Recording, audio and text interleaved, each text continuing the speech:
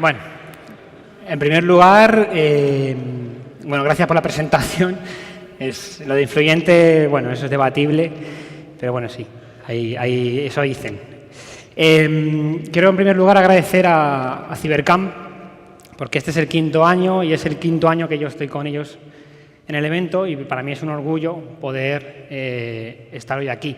Además, hoy es una charla un poco diferente porque yo estoy muy acostumbrado a hacer charlas técnicas de investigaciones o incluso de difusión, divulgación de conocimiento y hoy es una charla, me han pedido una charla un poco distinta y es inspiracional y es un reto para mí porque, bueno, he participado en algunos debates sobre empleabilidad en el sector, pero no es algo en el que normalmente me mueva. Y es un reto que yo he aceptado y digo, bueno, yo quiero transmitiros hoy cómo se puede empezar en esto de la seguridad a través de mi propia experiencia y marcar un poco unas buenas prácticas, por así decirlo, de cómo podemos llegar a cabo nuestro camino, cómo empezar nuestro camino y cómo poder avanzar en él. Así que por eso la charla se llama Aquellos años locos y cómo hacer de tu hobby una profesión. La presentación ahora no la voy a hacer ya, porque ya con la presentación que ha hecho Serez, pues es ridículo hacer nada, ¿no? Antes de empezar la charla, quiero comentaros una especie de advertencia, de warning, ¿no? De lo que yo quiero, lo que realmente quiero hoy con la charla. Y fijaros que todas las frases empiezan por solo quiero, y fijaros que dice, solo quiero dar lecciones porque no soy nadie para hacerlo, simplemente quiero contar una historia, quiero contar mi historia y quiero que a alguien le pueda servir para empezar en esto de la seguridad. Solo quiero contar una historia, solo quiero que pensemos, o sea, daros pautas para que vosotros penséis y digáis, pues sí, me quiero dedicar realmente a esto y quiero hacer de mi hobby una profesión y cómo puedo conseguir esto. Solo quiero que disfrutéis también, si nos reímos mejor, y solo quiero que hagáis de vuestro talento esa palabra que tanto está de moda y que todo el mundo tiene de una forma u otra, pues vuestro mejor aliado. La charla se divide en varios capítulos. Yo voy a empezar hablando de lo que es el hobby. O sea, todos estáis hoy aquí porque esto empezó siendo un hobby, algo que os llamaba la atención. No os dedicáis profesionalmente a ello desde el principio. Si eso fuese así, sería como un médico que estudia medicina por el trabajo, pero no porque es su vocación. Es algo raro. Todos estáis aquí porque empezasteis con el gusanillo de la seguridad. Seguramente empezaseis con la parte ofensiva, ¿no? Esto de romper cosas es divertido. Es más divertido romper un cristal que poner un cristal. ¿Estáis de acuerdo? Sí, ¿no? Pero hay gente que se dedica a defender esos cristales también. Y también puede ser divertido para ellos. Bueno, veremos también la formación. ¿Necesitamos realmente formación? ¿Qué tipo de formación necesitamos? ¿Estamos obligados a ir a la universidad? Sí, no, veremos. Eso es un debate para que pensemos sobre ello. Contaré también en el capítulo 3 un poco el primer empleo, cómo conseguir ese primer empleo. Yo pasé por muchos empleos antes de llegar al mundo de la seguridad, aunque como os voy a contar, esto para mí es un hobby desde hace muchos, muchos años. Pero al final hay un esfuerzo que hay detrás y que hay que valorar. Y luego en el último capítulo hablaremos de aquellos años locos que realmente son estos, los que vivimos ahora. Y estamos en auge, ¿vale? La ciberseguridad es un campo en auge y si además es vuestro hobby, tenéis mucho ganado, mucho ganado. Bien, vamos a empezar con el hobby. Todo tiene un comienzo, ¿vale? Todo tiene un comienzo. Nos tenemos que dar cuenta cuándo nos gusta y qué nos gusta en la vida. Normalmente puede que nos demos cuenta a los 3 años, puede que nos demos cuenta a los 7, puede que nos demos cuenta a los 15, a los 20, pero en algún momento de vuestra vida os vais a dar cuenta de lo que os gusta realmente. Y yo me di cuenta a los 3. Fijaros, esto es un Amstrad 6128. ¿A alguno le suena este equipo? Claro, no todos sois chavales. Hay gente como yo, que tenemos algún año más. Entonces, este sí nos suena. Fijaros que incluso pone, si fijáis en la pantalla, 1985. Ha llovido, ¿eh? Es más, yo en el 85 no había nacido, por lo cual tampoco es que estuviera ahí. Pero en el 86 sí. Entonces, esto con 3 años sí que entró en mi casa. Y eso debido a mi hermano. Mi hermano tenía 10 años más que yo, tiene 10 años más que yo, y le regalaron un ordenador. de la época. Él decidió escoger este. Y mi madre le regañaba porque le decía, no le dejes a tu hermano pequeño, el ordenador porque lo va a romper. Y era una cosa cara, en aquella época muy cara. Y mi hermano le decía a mi madre, yo se lo sigo recordando, han pasado muchos años, han pasado 28 años prácticamente. Le decía a mi hermano, no, si él lo sabe manejar mejor que yo. 3 años contra 13. Ahí empezamos a ver que esto me llamaba la atención, ¿vale? Realmente no sabe manejarlo mejor que él. Él me enseñaba y yo era un mono de repetición, pero con 3 años, y llamaba mucho la atención, ¿no? 3 años, 4 años, y yo empiezo a utilizar el ordenador. Lo que pasa es que yo lo utilizaba para esto, jugar. Quien no levanta la mano antes recordará juegos como estos. Y nos entreteníamos. Y estábamos horas y horas jugando.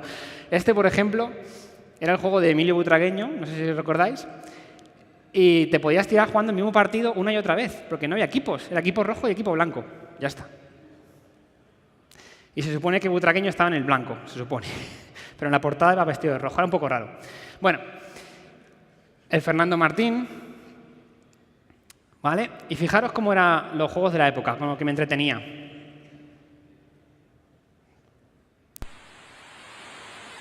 A una velocidad alarmante.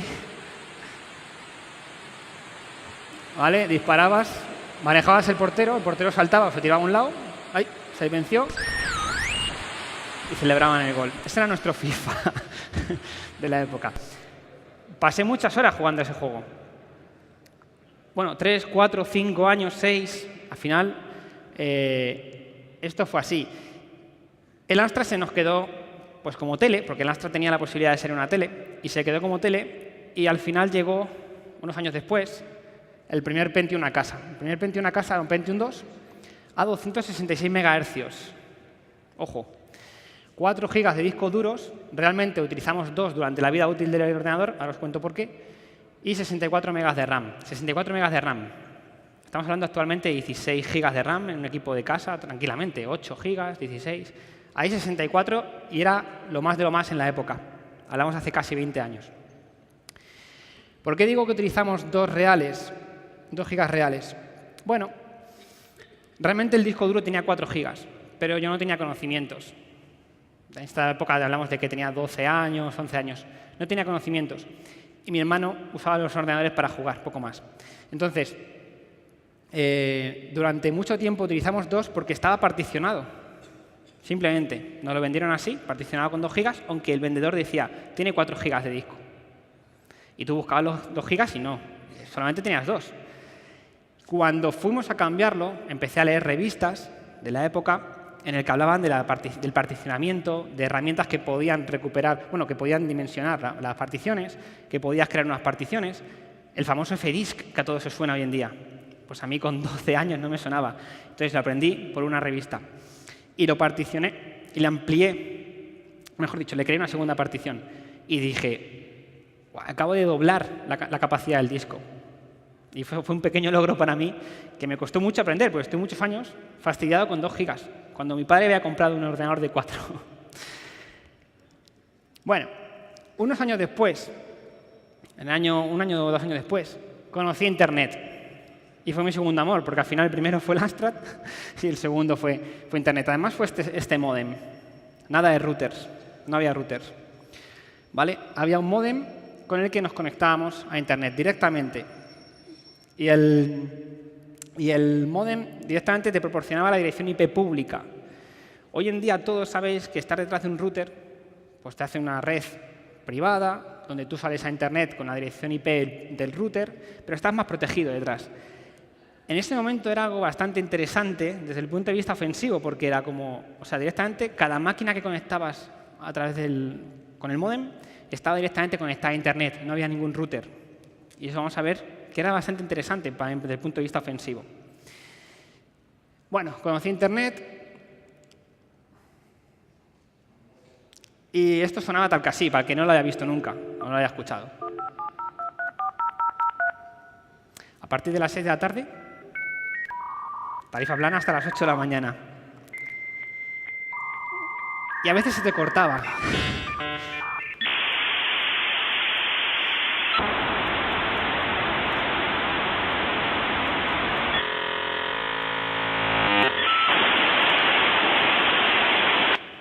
Vale, vosotros sabéis lo que es poner ropa encima del módem para que no sonara. Cuando yo me quería conectar a Internet por la noche, quería seguir aprendiendo cosas, quería chatear, quería jugar, y para que mis padres no se enterasen, había que poner ropa encima del módem, porque eso sonaba mucho. Hoy en día eso ya lo tenemos olvidado. Nos conectábamos con 28,8K, en 56. Y directamente, cuando la conexión fallaba, y todo se perdía. Si descolgabas el teléfono, ¿qué pasaba? Muerte. Y era como, mamá, no cojas el teléfono. Si llamaban a casa, muerte también. Bueno, eran otros tiempos, pero fuimos aprendiendo. Y en ese momento, cuando yo llego con Internet, a mi casa llega en el año 2000, finales del 2000 prácticamente, surgen inquietudes. Y es cierto que empiezas a leer sobre temas de seguridad, temas de hacking, empiezas a tener inquietudes de cómo funciona todo esto. Empiezas a visitar páginas.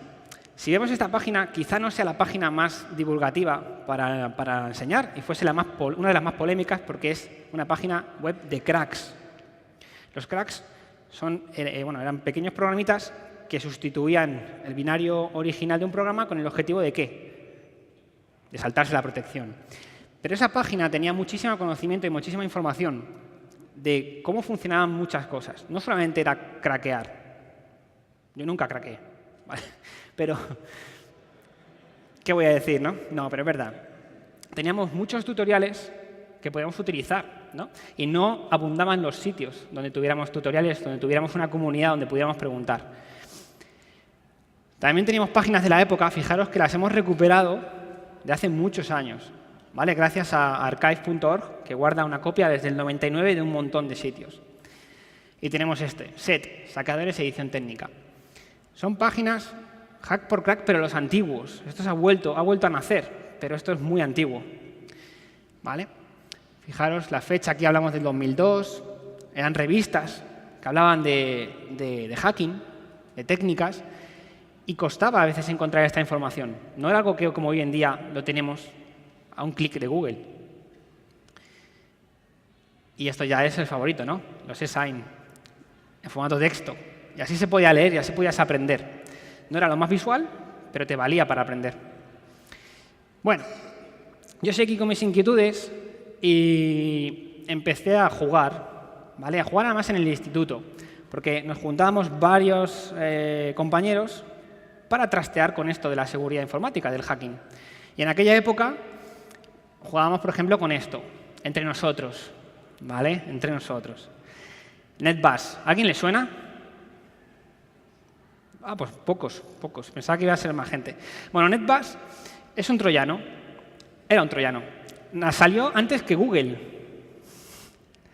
Fue inventado antes que Google, ¿vale? Google fue posterior al NetBus. Bueno, con este troyano, con este programita, podías controlar remotamente un equipo, como es una funcionalidad de troyano. Lo único que no era un troyano reverso, ni mucho menos. Era un troyano directo, porque ¿cómo nos conectábamos? Con módem. Tú tenías una dirección IP pública, ese de tu equipo. Si tú infectabas esa máquina, directamente te conectabas a esa IP y ya está, al puerto que fuera. En este caso, 12345. Si le echamos un ojo a lo que hacía esta aplicación, por debajo era muy sencilla. Pero claro, hablamos de hace 20 años. Las órdenes se enviaban en TCP, en el campo TCP de la parte de datos, en claro ahí, directamente. No había ni un protocolo propio ni nada. Directamente se escupían ahí las órdenes, como podéis ver ahí. NetBus 1.6. Y manejabas remotamente el equipo. ¿Era divertido? Sí. Teníamos la tontería de lo de abrir el CD y todo esto. Fijaos que pone CD-ROM. Eso es muy antiguo. Abrir el CD, etcétera. Bueno, sí. Este de aquí, ¿a alguno le suena al PICWAC? Esto me va a hacer mucho más mayor aún. Bueno, el PICWAC es de la misma época del NetBus. Y también lo probamos en las redes locales cuando nos juntábamos los amigos. Esta aplicación implementaba una vulnerabilidad que le salió a Microsoft, ¿vale? En los recursos compartidos, lo que hoy todos conocéis más como SMB más que recurso compartido, pero es lo mismo. Piquac implementaba una vulnerabilidad del año 2000 que permitía, sin conocer la contraseña del recurso compartido, poder acceder a él, lo cual era un bypass total. Es decir, no sabía la contraseña de la carpeta del recurso compartido que tenías en la red, pero Piquac implementaba una vulnerabilidad MS0072, por si alguno quiere estudiarse el boletín, sigue siendo público, hace 18 años, pero sigue siendo público. Y esto era mágico para mí, porque yo decía, le doy a este botón, le pongo el recurso, le pongo la IP y esto hace magia. Y en ese momento no me importaba lo que hacía por debajo. No me importaba, tenía 14 años. Luego con el tiempo me empezó a importar, lógicamente, y empiezas a ver qué es lo que está haciendo realmente esta aplicación por debajo. Los nukes. ¿A quién le suenan los nukes? Sí, lo habéis probado, ¿eh? Los nukes. Bueno, este es un tipo de nuke, este es otro tipo de nuke. Los nukes los utilizamos, por ejemplo, en el instituto para putearnos unos compañeros a otros. Al final implementan ataques de denegación de servicio y lo que hacíamos era dejarle sin internet al compañero y el compañero no podía hacer su práctica. Cosas de chicos, ¿vale? Hace muchísimos años. Y eran bastante divertidos porque un solo programita, ¿vale? Una sola persona con este programita podía dejarte sin conexión.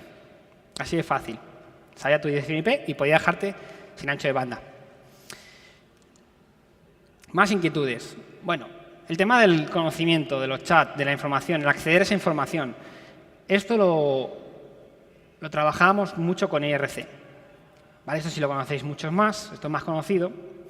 ¿Vale? Al final había una serie de canales donde pues, podías acceder a este tipo de información. Y este es un viejo compañero de muchas tardes, ¿no? Messenger, si hablamos de Messenger, mucha gente hoy se va al Messenger de Facebook y ahí me hacen sentir más mayor cuando no soy mayor. Pero el Messenger original es el de Microsoft.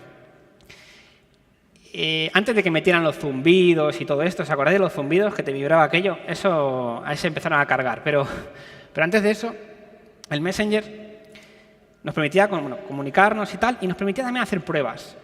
Pruebas como que, ¿alguno se acuerda para qué servía el puerto 1863 del Messenger?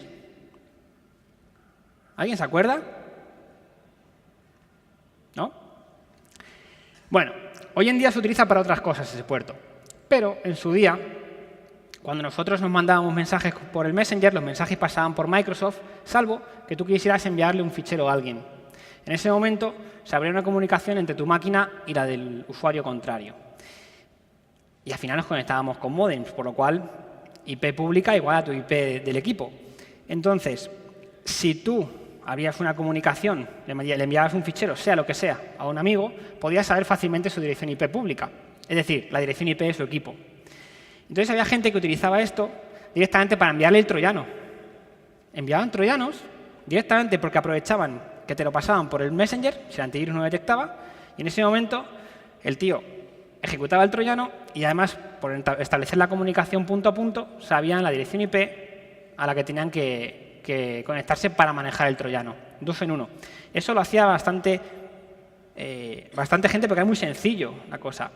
Juntabas dos cosas, dos tipos de conocimiento, y lo juntabas y tenías una infección con IP para poder usar. Bueno, era un caso básico.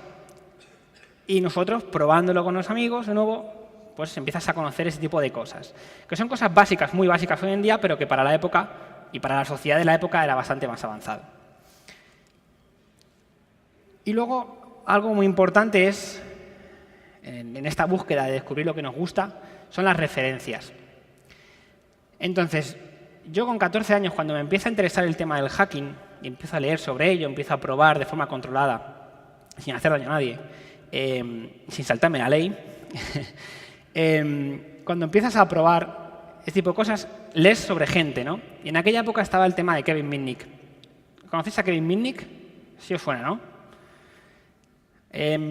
Pues para mí fue una referencia en aquel momento porque, bueno, por lo que leía de él, era un ingeniero social. Él no era ni un exploiter ni otro tipo de perfiles, era el mejor ingeniero social seguramente de la historia. Y al final he tenido la suerte con el paso del tiempo de poder estar con él. No, ahí, es el del medio, ¿eh? El de la derecha es Chema y el otro soy yo. Bueno, he tenido la suerte de poder conocerle, estar con él unos días. Bien, hay más referentes. Y no todos tienen por qué ser personas mayores, por supuesto. Por ejemplo, Aaron Swartz, en paz descanse, es una persona que es un referente para muchos, porque simplemente con 14 años estuvo especificando el RSS. Estuvo ayudando a crear lo que es Creative Commons, que vosotros lo conocéis, la licencia. Era una persona muy brillante y al final tiene un desenlace pues desafortunado, digamos. Pero esta persona influenció muchísima gente simplemente desde los 14 años en adelante, hasta que fallece. Y entonces es muy interesante leer sobre él porque, de verdad, aunque no fuera una persona mayor, os puede ayudar mucho a entender muchas cosas. Y luego, por supuesto, otra persona que para mí fue una referencia fue Steve Wozniak. Pero sobre todo, aparte de la parte técnica, que era muy brillante, sabéis que Steve Jobs era más la parte de venta y marketing, aunque tampoco era cojo en la parte técnica. O sea, entendía. Lo que pasa es que Wozniak era un poco más el ejecutor. También era un referente para mí por los ideales. Fijaros que cuando ellos hacen el primer prototipo de Apple, Jobs lo tiene claro, tienen que montar la empresa, ¿no? Y Wozniak dice, bueno, yo trabajo para HP. Y lo que tengo que hacer primero es entregarle esto a HP. ¿Vale? Porque gracias al conocimiento que he adquirido con HP, he podido hacer esto. Entonces, esos son valores de esta persona. Entrega el trabajo y HP dice, no, te estás equivocando, el futuro no está en los ordenadores personales. Se equivocaban ellos, claramente, pero eso es lo que le contestan. Entonces, en ese momento, él queda liberado para poder hacer lo que quiera. Pero fijaros, él podía haber ido por detrás, pero él fue de frente, y eso es un valor. Bueno, una vez que tenemos muy claro que el hobby es un hobby, ¿cómo podemos hacer que esto se transforme en una profesión? Y esto lo vamos a hacer a través de la formación. La formación, al final, históricamente en este mundo ha estado muy ligado al autodidacta. ¿Vale? Autodidacta. Es verdad, pero no siempre, pero es verdad. Es un sector muy autodidacta porque al final vosotros mismos, sin ser muchas veces conscientes, vais a estar mirando blogs, mirando noticias, probando en laboratorios, vosotros mismos vuestras ideas, por lo cual estáis aprendiendo. ¿Vale? Lo que pasa es que la definición autodidacta es como una persona que aprende todo él solo. Eso es muy complejo y eso está reservado para muy poca gente. Entonces necesitamos ayuda. Entonces, tenemos, por supuesto, el autodidacta va a tirar de los libros, va a tirar de los blogs, como os he comentado. Los labs, importante. Cuando yo doy clases en la universidad, le digo a los alumnos siempre, está muy bien que yo lo haga, o que en las charlas veáis cómo hago las cosas, o en las clases cómo hago las cosas, pero luego si ellos no lo hacen, no va a valer de nada, porque vosotros tenéis que probar las cosas. O sea, no os pueden contar lo que es un SQL Injection si vosotros no hacéis un SQL Injection. ¿Vale? No montáis un laboratorio y vosotros interiorizáis ese conocimiento. Hoy en día también tenemos labs en Internet, no hace falta montarnos la infraestructura, la virtualización. Tenemos un montón de sitios donde nos proporcionan entornos y retos. Hay que constantemente estar en reto.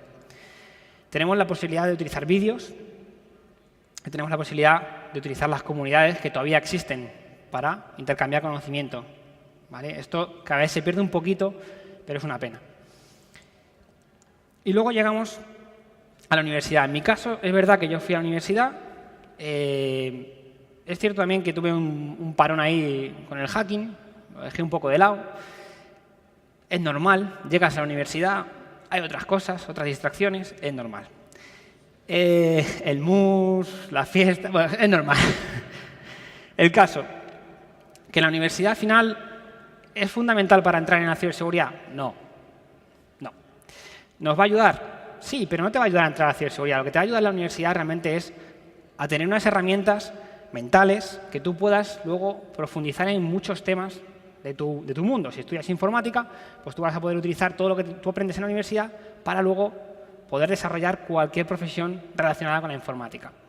Siempre profundizando, una especialización posterior o porque tú tienes esa capacidad autodidacta para poder ponerte con ello. Mucha gente dice, yo estoy en un FP o estoy en un módulo. O sea, no hay ningún problema, puedes entrar en el sector. Es más, hoy en día se está solicitando gente con carreras y gente sin carreras. ¿Vale? Gente sin carreras. Y es más, yo conozco casos en los que compañeros míos no tenían ni carrera, ni FP, ni módulo. Es más, a un compañero mío de Informática 64 le echaron del FP. Algo haría, ¿no? Algo haría. Le echaron. Y al final él se gana la vida con el mundo de la seguridad. Ha estado en grandes empresas en el ámbito de la ciberseguridad. Y al final no tiene ningún tipo de titulación. No significa que eso sea... bueno, son caminos diferentes, pero podemos llegar al objetivo por diferentes caminos. La universidad nos pone un poquito más fácil y es interesante llegar a ella por lo que te aporta la universidad. La universidad no te va a dar todo el conocimiento para que tú salgas y digas, soy aquí un maestro. Eso si alguien nos dice eso en la universidad, se está engañando. La universidad te da otras cosas. También hablamos de títulos propios. Bueno, son títulos universitarios, pero que ahí pueden acceder cualquier tipo de perfil. No hace falta tener una carrera para poder acceder a un título propio. Y es un título de especialización, lo cual muchas veces es interesante. El reciclaje debe ser constante. Estáis en una profesión que cambia diariamente. Entonces, yo recuerdo un compañero de carrera, al que aprecio, si me está viendo, le aprecio, pero lo voy a decir. Él me decía, tengo unas ganas de acabar la carrera para dejar de estudiar. Y era como que te provocaba un overflow en la cabeza, ¿sabes? Era como, hostias, me has provocado un overflow. Porque si estamos en un sector tecnológico que avanza diariamente, o sea, si tú no sigues estudiando, si tú no sigues reciclándote, te vas a quedar atrás. Y es que yo diría más, el mundo de la ciberseguridad es un poquito aún más que el de la informática. La informática avanza, pero esto es una especialización y es aún más importante tener ese reciclaje constante. Formación privada es otra opción. Hay un mercado y también es una opción para seguir con ese reciclaje sobre todo. Y por supuesto lo autodidacta. No os van a enseñar todo, hay cosas que tenéis que aprender vosotros, porque vais a tener que entrenar mucho vosotros. ¿Vale? No hay una receta, no vais a entrar en un sitio y vais a salir expertos en ciberseguridad, eso es muy complejo. O sea, tenéis que poner de vuestro lado, ¿vale? Para que eso ocurra. Os pueden ayudar, os dan el camino mediante másteres, mediante formación, mediante cursos, pero sois vosotros los que tenéis que completar ese camino. Y luego están las certificaciones, que es un tema como tabú, pero del que vamos a hablar. Mucha gente pregunta, ¿las certificaciones son necesarias? O sea, ¿me tengo que sacar el X o el Y? No vamos a decir ninguna, pero vamos a... ¿Tengo que sacarme el X o el Y? No. Además, yo soy más partidario de las certificaciones que te las dé la empresa que te contrate. O sea, si tú entras con un perfil junior a una empresa y te proponen un plan de carrera, es muy interesante que ellos te den las certificaciones. Es una cosa que tú te vas a llevar y que a ellos les viene bien, porque ellos necesitan que tú estés certificado para que tú puedas entrar en ciertos proyectos. Eso es así. Es un círculo realmente en el que todo el mundo gana. Gana la persona porque le están formando y le están certificando, gana la empresa porque gana proyectos y ganan los certificadores porque, lógicamente, ellos cobran por las certificaciones. Es un círculo y funciona así. ¿Que tú puedes aportar algo o ganar tiempo teniendo certificaciones? Conozco muchos casos de gente que sale a la universidad y ya tienen certificaciones en seguridad. Y está bien, perfecto, es un plus. Tú has decidido eso y está bien, pero no es algo fundamental para que una empresa te dé la primera oportunidad. No es algo fundamental.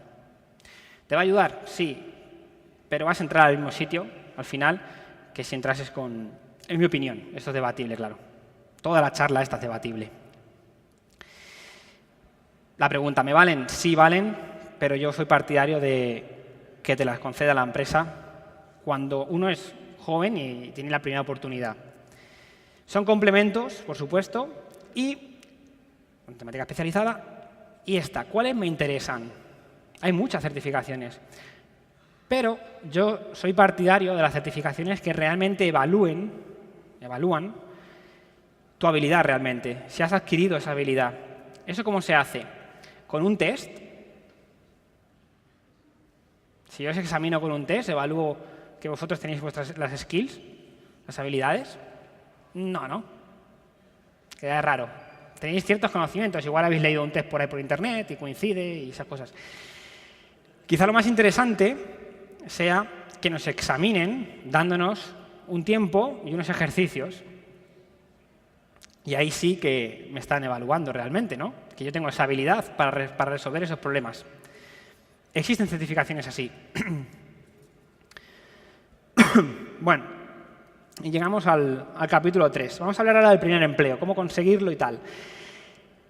Lo primero es, quiero contaros un poco mi historia, y yo tuve varios primeros empleos. El primero, aparece un bocadillo. ¿Qué hacía yo con un bocadillo? Bueno, yo vendía bocadillos y hacía bocadillos, era lo que hacía con 17 años. A mí me tocó en el instituto quedarme un año entero con 2 asignaturas, no fui de seguido a la universidad, entonces me quedé un año entero con 2 asignaturas y aproveché pues, para sacarme el carnet de conducir y para trabajar. Empecé a trabajar. Tuve que pedir permiso a mi padre porque era menor, mi padre me tuvo que dar el permiso y trabajé fines de semana, como mucha gente hace. Al final, uno empieza a valorar muchas cosas cuando hace eso. Y cuando empiezas a conseguir otras cosas que tú sueñas, valoras aún más las cosas que consigues porque has vivido lo que has vivido. No solo hice bocadillos. Tiempo después, lo de los bocadillos fue para conseguir un coche. Todo en la vida cuesta. Un coche, cochecito, ¿eh? No penséis aquí. Lo segundo, ahí aparece una tableta gráfica. Las promocionaba. No penséis que promocionaba tabletas gráficas en una superficie muy conocida por vosotros, o sea, muy famosa, para conseguir un portátil.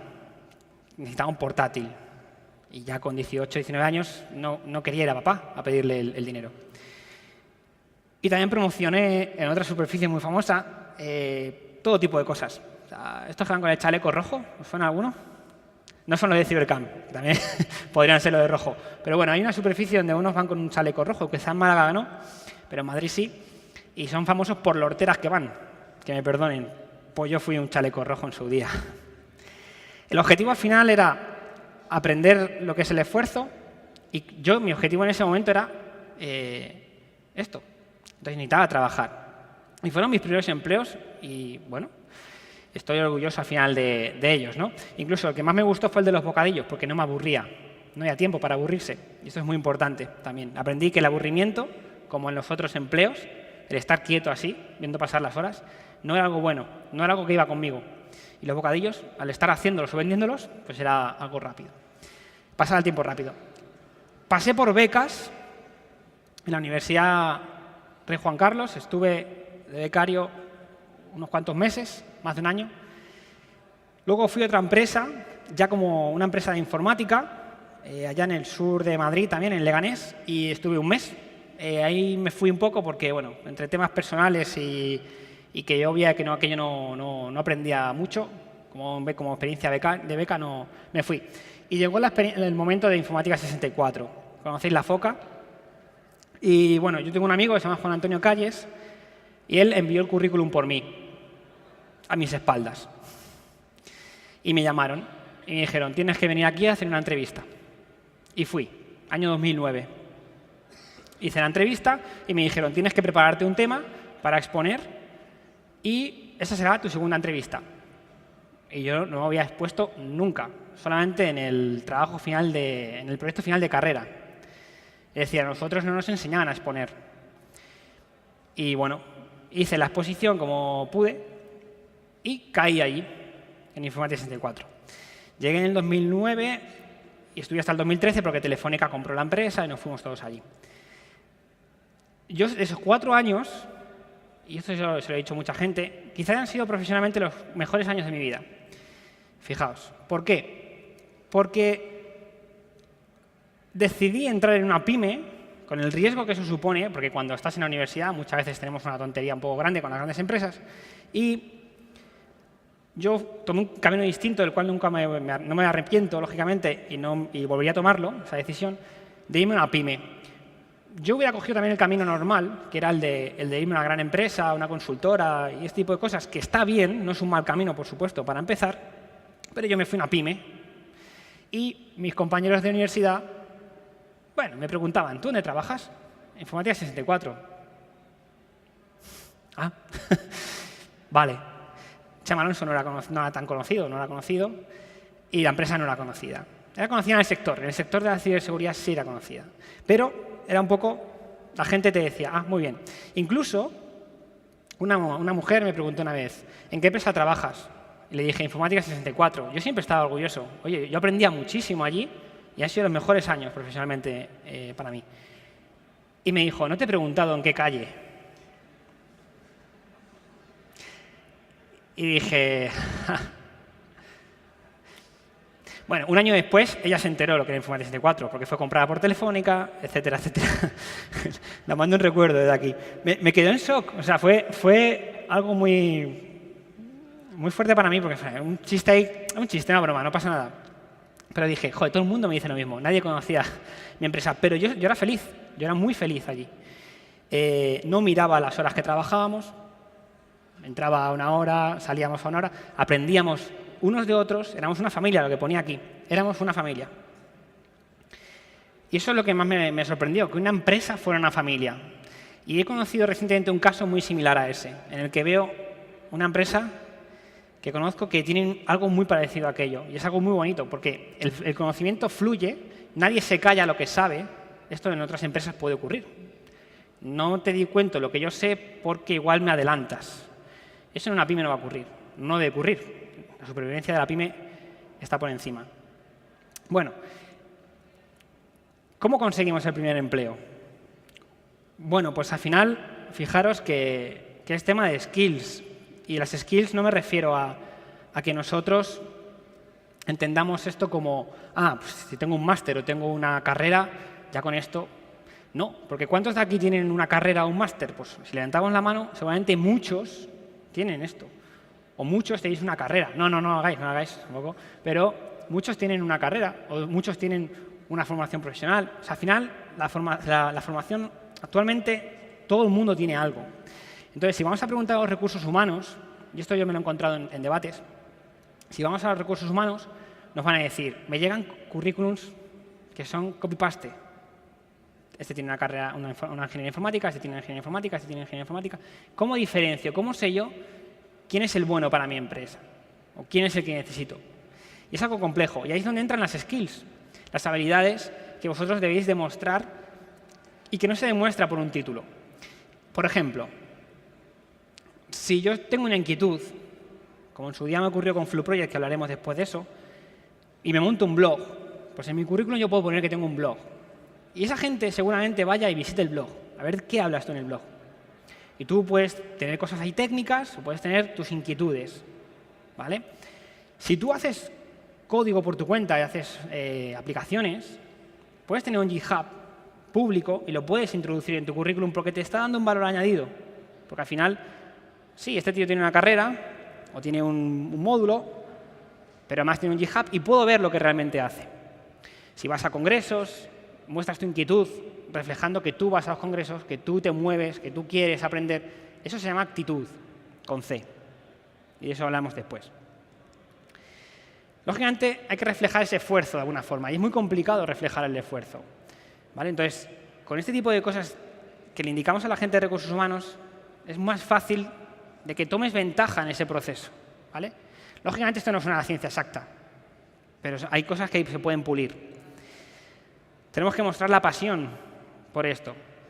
Cuando alguien muestra la pasión y esa pasión, la persona que está enfrente lo detecta, él sabe que ese perfil es potencialmente muy interesante, o debería saberlo. ¿Por qué? Porque tu actitud, con P, tú la vas a atraer con la formación que has ido adquiriendo o con lo que tú has ido aprendiendo. Incluso, si no la atraes, la empresa te la va a proporcionar de una forma u otra. Y si no, acabarás saliendo de algún lado, ¿no? Pero te la van a dar, sobre todo cuando empezamos. Sin embargo, la actitud es lo que las empresas deben empezar a demandar y demandan. las empresas más inteligentes. Porque eso no se aprende, eso se trae. Se trae de serie. ¿Vale? Entonces, este es el debate. La actitud la traemos de casa y es la que debemos mostrar. Y la actitud, al final, seguramente las empresas nos las van a otorgar. ¿Vale? Nos van a otorgar. Pero es debatible. Y esto, por supuesto, lo hemos debatido en otros foros de empleabilidad, sobre todo en temas juveniles. Y hay algo también que hay que reflejar, y es la humildad. Como en todo, no vamos a decir la ciberseguridad, porque parece un tema también un poco tabú, pero no lo es. La ciberseguridad y otros sectores, pues lógicamente, como en todos los sectores, yo creo, de la vida, pues hay que llevar la humildad también con uno mismo. Porque en otros sectores, incluido en el nuestro, puede haber ciertos egos, es normal. Pero al final la humildad es un valor que uno también puede transmitir y que siempre va a transmitir algo positivo, si es real esa humildad. Fijaos lo que me pasó a mí. Bueno, aquí tenemos premio extraordinario final de carrera, Rey Juan Carlos, técnica de sistemas, premio mejor expediente, promoción 2009. Bueno, yo bueno, esto lo cuento y es una anécdota que espero que os sirva. En este momento yo tengo 23, 24 años, 22, 23 años será. Hacen una ceremonia en la universidad, van todos los premiados y está todo muy bien. Genial. Y con 22 años, ¿qué hace tu ego? Vamos, sube. Bien, entonces tú dices, hostia, soy el mejor de la promoción, qué guay. Si soy el mejor de la promoción, soy el mejor. Soy el mejor, soy el mejor, soy el mejor. Al día siguiente, yo vuelvo a trabajar en Informática 64. Y me siento y me paro a ver a mis compañeros. Y digo, mira, este no tiene carrera, este no tiene módulo ni carrera. Los dos me daban 1000 vueltas. 1000 vueltas. En ese momento el ego hace y disminuye. ¿Por qué? Porque al final tenemos que tener claro las cosas y situarlos. O sea, no vamos a ser los mejores. Tenemos talento, sí, todos tenéis talento, y tenemos que focalizarlo, ¿vale? Y tenemos que entender y tener las cosas bastante claras para no perder la cabeza. En este momento, con 22 años, se te puede ir la cabeza. Y es más, yo te admito que en un momento dije, hostia, soy mejor. No, es falso. Es un premio que te han dado, muy bien, un reconocimiento, perfecto, no eres el mejor. Capítulo 4, aquellos años locos, ya vamos acabando. Bueno, tenemos que tener claro que es nuestro momento. Además, la ciberseguridad está en auge y esto ahora voy a comentar un poco. Fijaos en esta frase, no hay cosa peor en esta vida que trabajar en algo que no te gusta. Compañero anónimo, que me estará viendo, por lo cual voy a decir su nombre, Fran Ramírez, un compañero mío de Telefónica. Esta frase me gustó porque es muy sencilla, pero es muy real. O sea, al final pasamos un porcentaje muy alto de nuestra vida trabajando. Si además tenemos la oportunidad o la posibilidad desde jóvenes de trabajar en algo que nos gusta y que nos apasiona, es algo que no está, a ver si me entenderme, pagado, quiero decir. No está pagado en el sentido de, es algo que es un privilegio realmente. Porque hay mucha gente, y tenemos que parar a ver la sociedad, hay muchísima gente que trabaja día a día en muchas cosas que no les gusta y lo tienen que hacer. Tienen que dar de comer a gente, tienen que mantener a gente y tienen responsabilidades. Nosotros tenemos una oportunidad muy interesante y es el privilegio de poder hacer lo que nos gusta.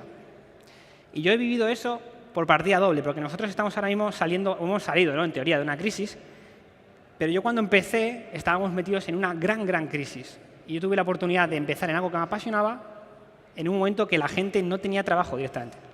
Lo cual yo valoro 2 veces, no una, el privilegio. Y luego, trabajar vuestra inquietud. ¿Vale? Trabajar la inquietud porque yo la trabajé desde hace mucho. Este proyecto va a hacer 8 años, Flu Project. Es un blog, pero también es un conjunto de herramientas educativas donde proponemos el código para empezar a aprender sobre ciberseguridad. Si alguno no lo conoce, pues yo os recomiendo que paséis un poco por él. A nosotros se nos ha quedado un poco el blog en modo wiki. Tenemos un montón de cosas ahí puestas y a veces pues entramos a recordar cosas. era una comunidad en su momento, ahora ya pues, es un blog con unos repositorios. Y un mensaje también que quería deciros para animaros, sobre todo a los más jóvenes, es que en España tenemos muchísimo talento. Tenemos a grandes personas fuera de España trabajando en grandes empresas, ¿vale? Hay mucho potencial, hay ilusión, tenéis inquietud, pero hay que trabajarla más, hay que trabajarla un poco más. Hay pasión, hay cantera, por lo cual hay actitud. Y os pongo estos ejemplos. Esta comunidad aquí, esta asociación, los ves moverse de un lado a otro. Y son gente muy jovencita y como a ellos les gusta llamarse, ¿no? La cantera. Hay cantera en España. Claro que hay cantera en España en ciberseguridad. Hay mucho talento. Y ellos están demostrando constantemente ese movimiento. Y eso es algo muy bueno, esa inquietud por aprender. Y ellos no están pidiendo nada a cambio. O sea, ellos están queriendo aprender, queriendo absorber todo y no piensan en otras cosas. También tenemos aquí, este blog de aquí, es un ejemplo más. O sea, al final son gente que se ha unido, gente joven que se ha unido y que aprenden unos de otros y que han ido creciendo tanto que al final, el año pasado en la RootedCon, pues ellos se encargaron de un track entero y de esa responsabilidad de llevar ponentes de aquí y de un lado a otro. O sea, bien. Y luego, los de la LIESAL, pues exactamente igual. Estos sí que son gente muy jovencita de instituto que están entrenados allí para participar en competiciones de ciberseguridad y que además son una gran cantera realmente. O sea, hay inquietud, hay gente, hay actitud.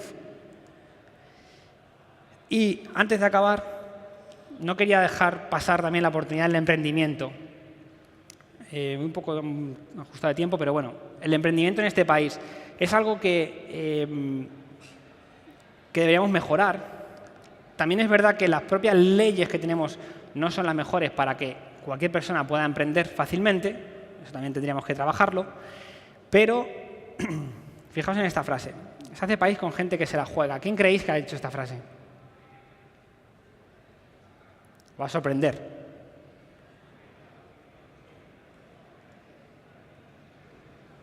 Estamos en Málaga, ¿no? Antonio Banderas, sí. Además, él contaba la historia con el creador de Uber, ¿no? que le contó todas las veces que había fracasado, las deudas que tenía, hasta llegar al éxito, o lo que él consideró el éxito. Y él decía, Antonio Banderas decía que era una pena ver cómo en Estados Unidos el emprendimiento se apoyaba mucho y se facilitaba mucho, y un 75% de los universitarios querían emprender, querían llevar a cabo sus ideas y ser sus propios jefes, que suena muy bien, también es difícil.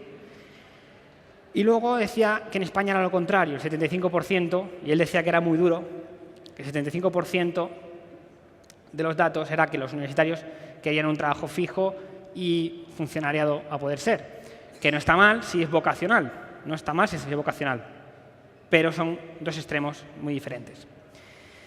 Entonces, el emprendimiento, vosotros me podréis decir, tú no has emprendido. Tuve tentaciones en el pasado, y realmente sí llegué a emprender a mi manera porque hace un par de años, creé una marca para formación. Es verdad que es una marca que lleva un paralelo con mi actividad laboral, pero al final, bueno, pues es una forma de emprender porque tienes que crear la marca, tienes que dar de alta ciertas cosas, trabajarla, el marketing, etcétera, etcétera, etcétera, y intentar llevar a cabo la difusión de la formación. Bueno, nuestro presente, nuestro futuro, tenemos talento, tenemos fuentes infinitas para desarrollarlo, la tecnología es infinita y las posibilidades que tenemos son todas. Y bueno, esto queda un poco poético, lo de se crea vuestro trabajo mañana, vuestra ciberseguridad mañana. Es cierto, o sea, hoy en día esto sigue en auge y va creciendo, va creciendo, va creciendo. Entonces, para acabar, estamos ante una burbuja. La ciberseguridad es una burbuja y mucha gente lo pregunta. Y lo más triste es que hay gente en el sector que te dice, sí, es una burbuja. No, no es una burbuja. Hay que defender que no. ¿Por qué no es una burbuja? Estamos en un momento en el que hay una transformación digital de las empresas, ¿vale? Estamos en un momento en el que hay una transformación no solamente de las empresas, una transformación digital, sino una transformación de la sociedad. La sociedad se está transformando digitalmente y hay un peligro de brecha digital. El que quede fuera va a tener problemas serios. Y esto en países de Latinoamérica lo han detectado ya. Hay países con un 50% de brecha digital y es un riesgo grande. Nosotros no estamos en esa situación y nosotros entendemos que la ciberseguridad se aplica a todos los paradigmas nuevos que van naciendo en el mundo digital. en esa transformación digital, como sociedad y como empresas. Por eso cada vez se requieren más perfiles con este tipo de capacidades. Entonces, por poner unos ejemplos, el mundo de Internet de las cosas. Sí, es un mundo que va a aportar mucho desarrollo a la sociedad, pero para poder llevar a cabo bien, de forma correcta, estar seguros con este paradigma, necesitamos de la ciberseguridad. Con el tema de la inteligencia artificial ocurre igual, con el tema del Big Data ocurre igual y con la industria 4.0, que en Europa quizá está un poco más evolucionada, pero en España es una realidad también, cada vez hay más. Y esto genera necesidad de perfiles. Hay más ramas todavía. Y, por supuesto, hay una gran cantidad de posibilidades en los trabajos. Es intentar enfocar lo que cada uno quiere, busca o necesita. Así que si tenéis alguna cuestión, la podéis hacer o hacerla fuera, como queráis.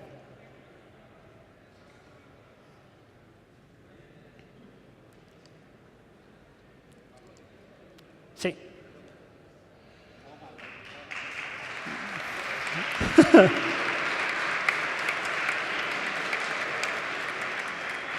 ¿No? ¿Sí? Perdón. ¿Sí? ¿Puedo hablar? Sí. Perdón. Perdón, es que he llegado justo al final. Yo, por experiencia propia mía, ¿cómo concilias el tema de que tu hobby se convierta en tu trabajo de muchos años cuando luego ya sales por la puerta de la oficina y dices, ¿y ahora qué hago? Bueno, tiene que tener más de un hobby, supongo. Cuando uno es joven, le gusta tanto que eso no lo va. Luego el problema viene cuando uno tiene familia y tiene que poder diferenciar, pero eso va a ocurrir en cualquier trabajo. Pero ¿cómo marcar la diferencia? O si se te pasa la pasión. Es cierto que corres el riesgo de que al final el hacer muchas veces lo mismo, por ejemplo, si nos tiramos haciendo 5 años pentesting, igual decimos, esto del pentesting ya no mola tanto y perdemos la pasión. Puede que no. Yo conozco casos de gente que ha estado 10 años haciendo lo mismo y no ha perdido la pasión, porque está en constante aprendizaje también, ¿vale? Pero sí, es cierto que con el paso del tiempo puedes perder la pasión. Por suerte, en nuestro sector, tenemos la posibilidad de ir rotando, ir aprendiendo de ramas muy similares y poder hacer, bueno, ahora me dedico al pentesting y mañana igual me dedico a otra cosa similar o a la gestión de proyectos dentro de la parte de seguridad u otro tipo de cosas. Al final tenemos muchas posibilidades para ir cambiando de roles cercanos, porque hay que evolucionar. Lógicamente no puedes estar 40 años haciendo pentesting, no tendría sentido.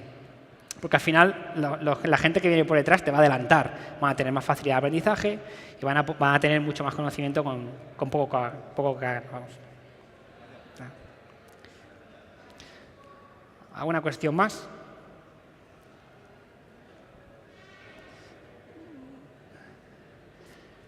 Bueno, pues gracias y os dejo con Selezana.